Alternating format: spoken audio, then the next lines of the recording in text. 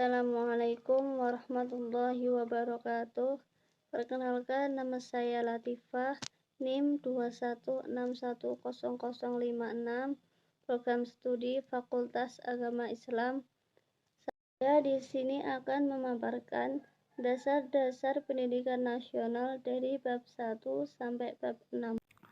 Materi dasar-dasar pendidikan nasional bab 1 sampai 6. Bab 1. Pengertian pendidikan. Pengertian pendidikan adalah usaha sadar dan terencana untuk mewujudkan suasana belajar dan proses pembelajaran agar peserta didik secara aktif mengembangkan potensi dirinya untuk memiliki kekuatan spiritual, keagamaan, pengendalian diri, kepribadian, kecerdasan, dan akhlak mulia, serta keterampilan yang diperlukan dirinya dan masyarakat. Unsur-unsur pendidikan: ada peserta didik, ada pendidik, interaksi edukatif, materi, metode, dan tujuan pendidikan. Jenis-jenis pendidikan. 1. Formal.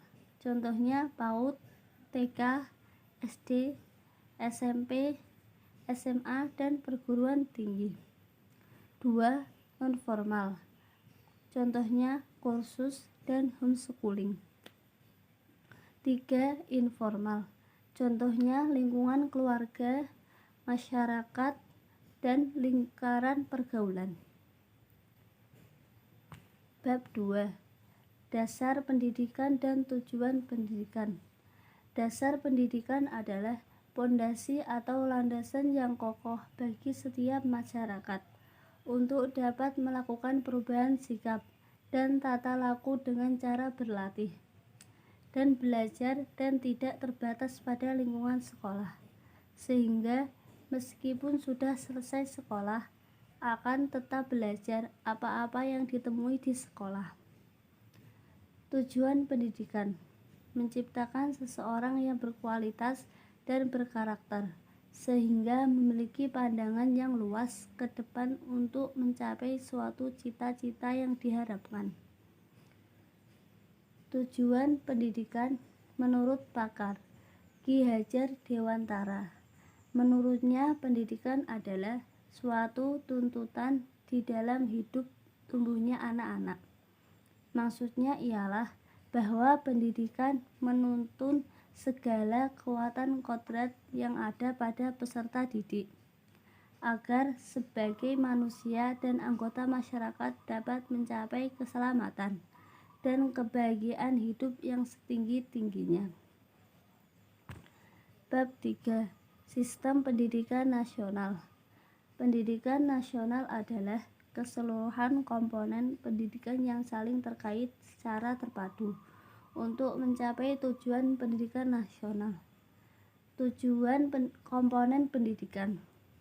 Tujuan umum, tujuan institusional, tujuan kurikuler, tujuan instruksional. Pendidik adalah tenaga profesional yang bertugas merencanakan dan melaksanakan proses pembelajaran. Peserta didik adalah anggota masyarakat yang berusaha mengembangkan potensi diri melalui proses pembelajaran pada jalur pendidikan. Bab 4. Pengertian fungsi lembaga dan lembaga pendidikan.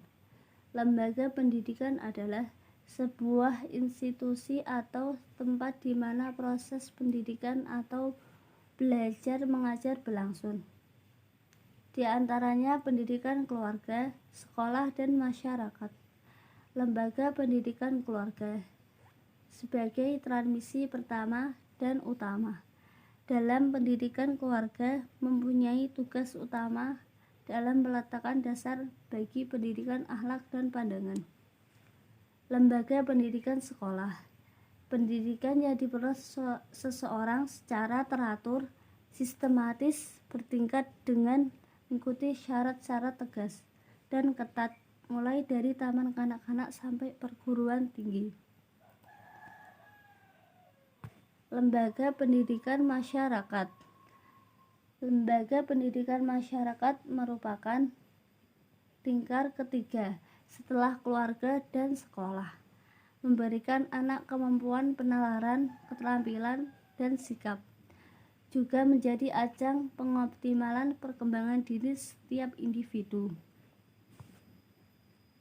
Bab 5. Peranan keluarga dan masyarakat dalam pendidikan. Peranan keluarga bagi pendidikan adalah melatih anak untuk menguasai cara-cara mengurus diri. Sikap orang tua pada anak sangat mempengaruhi pendidikan anak. Beberapa metode yang bisa digunakan. 1. Internalisasi atau pengetahuan. 2. Keteladanan. 3. Pembiasaan. 4. Bermain. 5. Cerita. 6. Nasihat. 7. Kendala orang tua. Tugas keluarga sebagai peletak dasar bagi pendidikan moral, spiritual, sosial yang perlu didasari oleh teori pendidikan yang sesuai dengan zaman. Keluarga dalam mendidik tidak boleh memaksa, harus dengan keinginan anak. Peran masyarakat dalam pendidikan.